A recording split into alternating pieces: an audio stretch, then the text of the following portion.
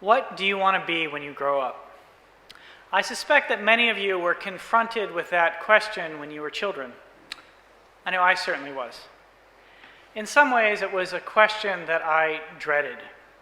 It implied that once I reached a certain age, it would no longer be acceptable to be just myself. I'd have to be something else. Growing up as the child of a professor and an elementary school teacher, that something else always seemed to be implicitly limited to some variation of the list recounted in Melvina Reynolds' famous song, Little Boxes. There's doctors and lawyers and business executives, and they're all made out of ticky-tacky, and they all look just the same. The subtle suggestion that when I grew up would no longer be possible to just be myself is not the only reason why I disliked the question. I also disliked it because it appeared to be attached to some version of an argument captured in Paul's first letter to the Corinthians. When I was a child, I spoke like a child, thought like a child, reasoned like a child, but when I grew up, I finished with childish things. At the same time, there was an aspect of the question that I welcomed. It was, after all, an invitation to imagine the future. The newsstands then were filled with future-oriented magazines with semi-exotic names like Omni, Wired, and Mondo 2000. Now there was the rare dissenting publications. Does anyone remember something called Processed World? But for the most part, these periodicals all encourage their readers to dream of a future that would be simply wonderful. Each of our lives, such magazines seem to promise us, would be filled with a variety of Jetson-inspired gadgets. Flying cars, force fields, teleportation pods, immortality drugs, as the anthropologist David Graeber recalled. The world was going to be a wonderful place, even magical, for, as the science fiction writer Arthur C. Clarke observed, any sufficiently advanced technology is indistinguishable from magic. When confronted with all these promises, the question, what do you want to be when you grow up, did not seem so bad. Who knows, I thought to myself. Maybe whatever I'm going to be hasn't even been invented yet. Maybe I'll get to invent it. Perhaps I'll live off-planet, or maybe underwater, or maybe be part of some fantastic project that has something to do with bringing dinosaurs back to life. The contemporary mood is decidedly more pessimistic. I know of no publication that consistently offers a utopian vision for what is to unfold in the years to come. Such august publications as the New York Times are filled with sour warnings. Just this week, I came across articles predicting the potential destruction of large parts of the United States' agricultural system, the weakening of the country's transportation grid, hazards related to the energy system, increased social displacement, decreased societal wealth, the collapse of the European political order, the near-term potential end of representative democracy, and to top it all off, looming disaster for the Democrats in the Senate. In short, the future ain't what it used to be. To quote baseball great Yogi Berra. In truth, reading the paper or watching the news on YouTube or ingesting the happenings of the hour through whatever medium you choose, it might seem like the future is nothing short of dystopian. I suspect that is all the more true for those of you who are under the age of 40. We all know that wealth in this society is unequally distributed between the generations. What was generally possible for many baby boomers to accomplish, home ownership, a steady income, and a stable career, is increasingly difficult for those in younger generations to achieve. Numerous journalists and social scientists write about how many millennials and members of Generation Z are not planning on having children because they're filled with a sort of existential dread. My sermon this morning is titled Grieving the Future. Making sense of all of this is one of the key tasks of a religious community like ours. Indeed, it's one of the essential tasks that we human beings have right now. Unitarian Universalism is a decidedly this-worldly religion. This perspective is reflected in Forest Church's claim, religion is our human response to the dual reality of being alive and having to die.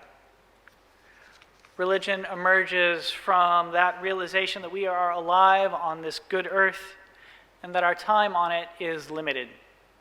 To be alive in this hour is to live amid extraordinary loss, and is to live at a time when we know that more loss is coming.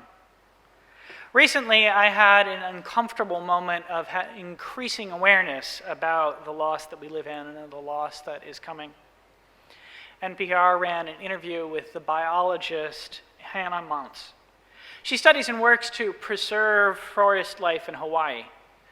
The occasion for the interview was an unusual obituary, the declaration of 22 animal and 1 plant species as extinct. 8 of these species were Hawaiian forest birds. The birds were part of a suite of forest birds that is dwindling down to the last several species. The forests are going silent, Mounts told listeners. What struck me was not her words, but the tone with which she said them and with which Lula Garcia Navarro, who was interviewing her, responded. It was one of heartbreak, desperation, and resignation. As Reverend Scott told you last week, this month we're working on reimagining grief.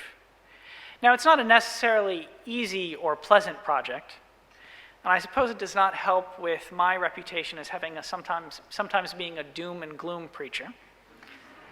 However, to be alive is to live amid suffering and loss.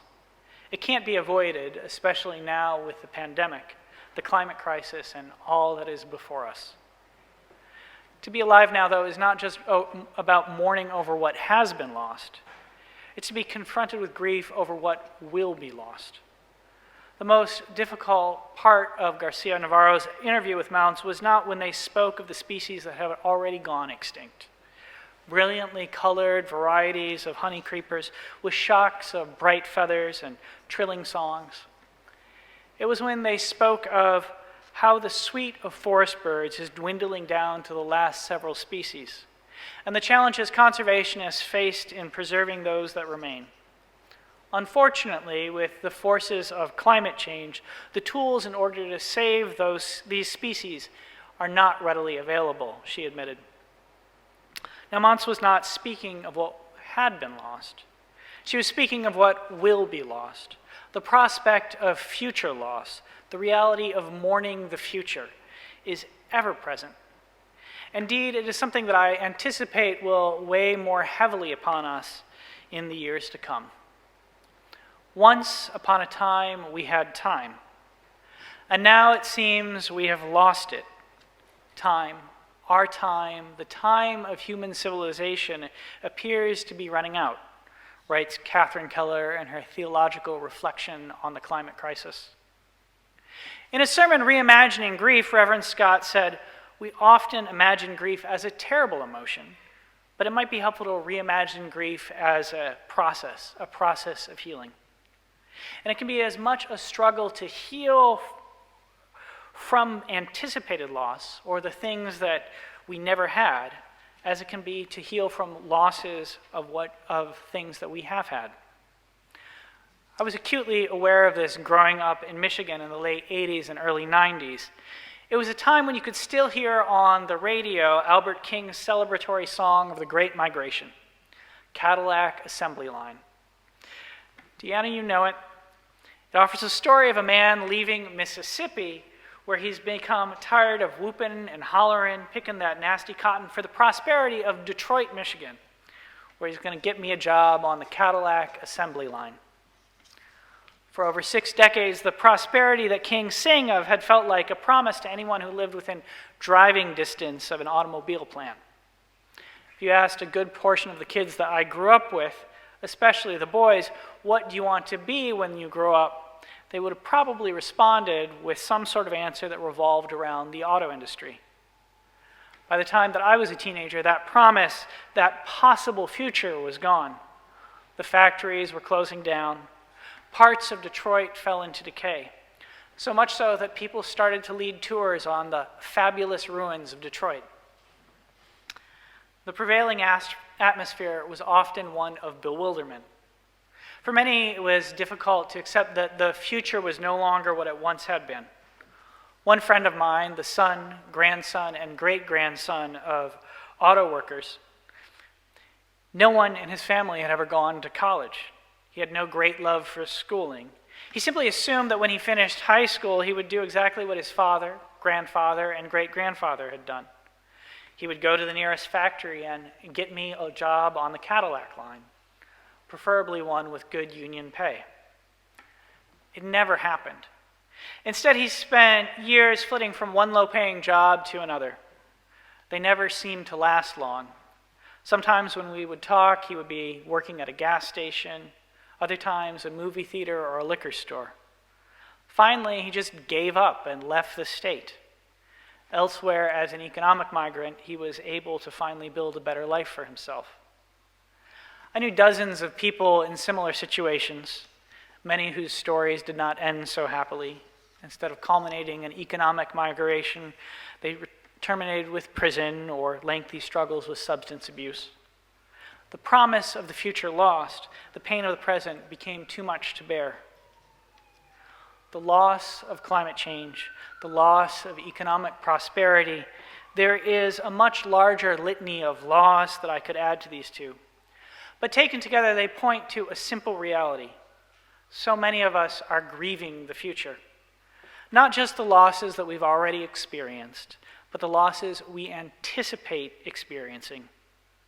Now, it's a commonplace that it is my preacherly duty to offer you a modicum of hope at all that confronts us.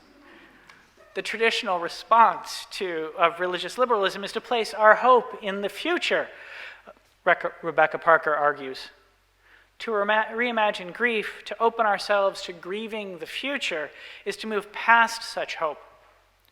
Instead, to face the world we live in and, in Parker's words, discover we can live amid the ruins. It is to admit the apocalypse is not ahead of us, but behind us. Science fiction has long been asking how we might live amongst the ruins. As I've been thinking about grieving the future, I've not only been thinking about the lost promise of flying cars and force fields and immortality drugs.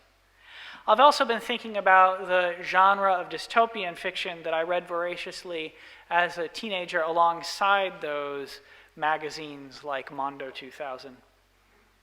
Two novels in particular have stuck out. Philip K. Dick's Do Androids Dream of Electric Sheep, which is the basis for the famous movie Blade Runner, and Ursula Le Guin's Always Coming Home. Both are set on post-apocalyptic versions of the Earth. In each case, a largely unspecified partial nuclear war has left the planet deeply scarred. Humanity has been decimated, animals, water, the soil, all poisoned. In Dick's novel, people live with the intuition that the future did not exist. It's a bleak story without any hope. The characters struggle along in the last twilight with no particular idea that either human civilization or much of life on Earth will continue. Le Guin's book is an altogether different matter. It too is set in a world that has been filled with sickness. But instead of offering a tale of wretchedness, it contains an archaeology of the future where life has changed. Skyscrapers have fallen. Factories have withered into ruins. But life continues. Humanity continues. To access this future, she tells us, we should be practical. Take your child or your grandchild in your arms, or borrow a young baby, not a year old yet, and go down into the wild oats in the field below the barn. Stand quietly. Perhaps the baby will see something, or hear a voice, or speak to somebody there, somebody from home. Always Coming Home is a beautiful imagination of what happens after our present civilization collapses. It's a luminous and illuminating collection of stories, poems, songs, and, well, I think I should call them prayers, that envision how humans, animals, plants, and all being will reconstitute themselves after unspeakable catastrophe.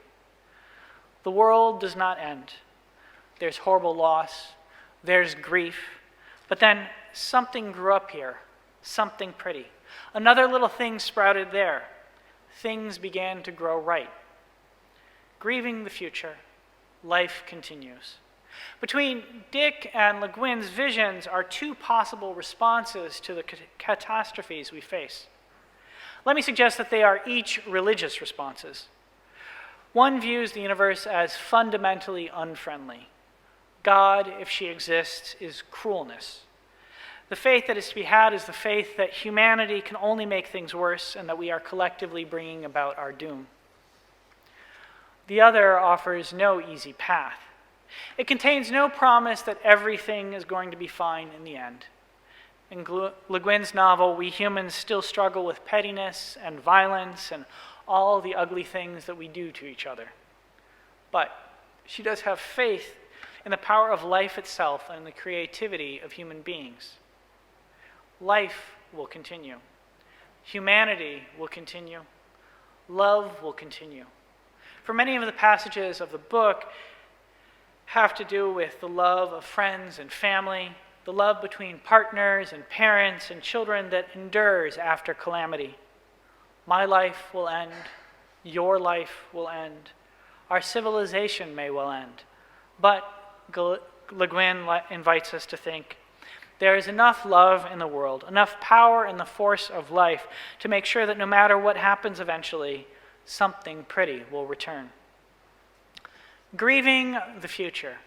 As we reimagine grief, let me suggest that we are each confronted with a choice. We can choose to see the universe as fundamentally unfriendly. We can give up, as the characters in Dick's novel do, on the possibility of life continuing after catastrophe. Or we can choose to believe in the power of life to continue. Not this life or that life, but life. And place our faith in the enduring power of love, which is to say the force that drives life forward to preserve some of what has been lost and bring about what Le Guin names new things. Fundamentally unfriendly, love endures and life continues. Either choice is an act of faith. Now here I could stand and tell you some stories of final endings, but you've heard enough of those already. And I could share with you about life's ability to overcome, the animals and plants that have begun to flourish in places of disaster like Chernobyl, the incredible power of shaggy ink-cap mushrooms to break through concrete and rewild the land, the way life on Earth has continued after previous mass extinctions. But those also must be stories for other days. Instead, let me conclude with a simple observation and an invitation. We live in a time where there is grief over what is to come, and we have a choice. We can grieve the future with the faith that there is no hope, or we can grieve the future with the faith that life and love have the power to continue. My invitation is to choose with me and with the tradition of this congregation and Unitarian Universalism the faith that life and love will continue.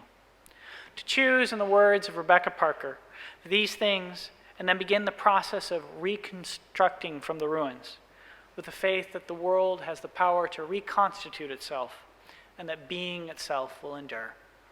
That it might be so, I invite the congregation to say, Amen.